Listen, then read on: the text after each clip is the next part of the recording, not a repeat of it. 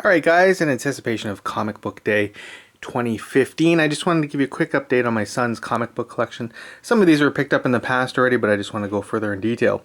Now, as a comic collector growing up myself, and appreciated a number of different lines from the DC and Marvel universe, it's pretty hard to think, where do you get your son started off when he gets at that age of starting to read comic books, all right? And I just kind of look back at some of the things that I read when I was at that age, and he's only going on a year old, but I just wanted to start him up so that when he does start reading, he can enjoy a few things. So the first here I thought would be cool would be Peter Parker, the Spectacular Spider-Ham. As you can see here, there's the variant cover, and then there's the whole set. So just going through one.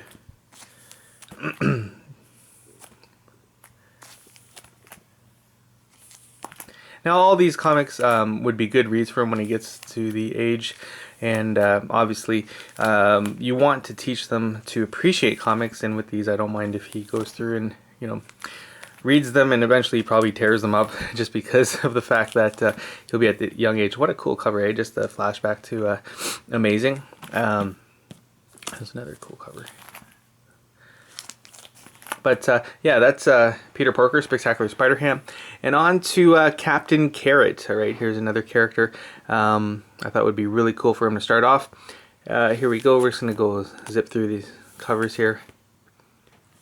Again, you want to find comic books, I don't know, it's like there is Little Gotham. There's a couple comics today that would be appropriate for him. But you do want to find stuff that kind of bridges the gap and just gets them interested in flipping the pages and just reading, right? And then along the way they'll get into more mature stuff, and then I can pass down things like Watchmen, etc.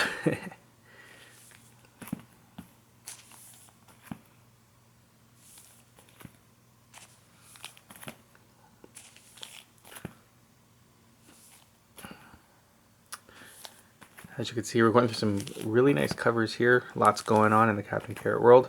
And those are actually, this is part of the trilogy, as you could say there. All right.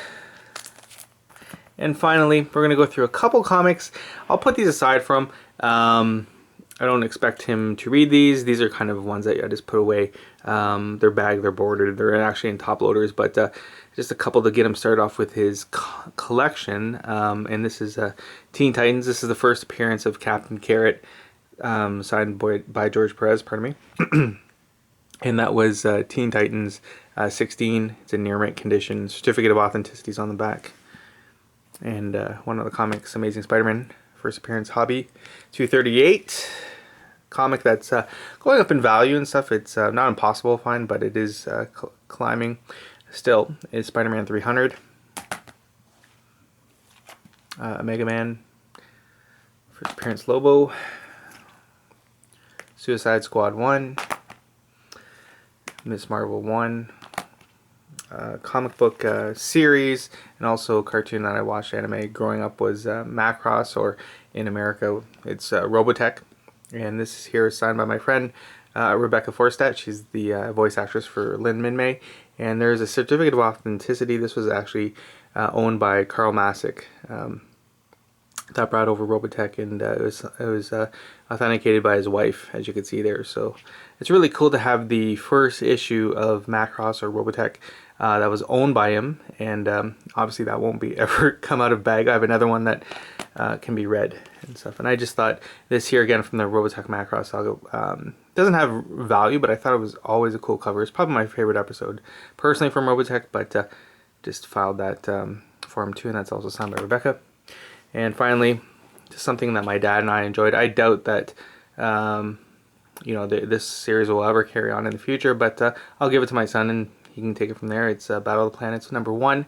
It's signed by the entire team, and it's a certificate of authenticity from Dynamic Forces, and that's #1 of 299 and stuff. You can see it there. And yeah, there's a number of signatures, including Alex Ross. 1299. Alright, so that's it. I think it's a pretty good start on his collection.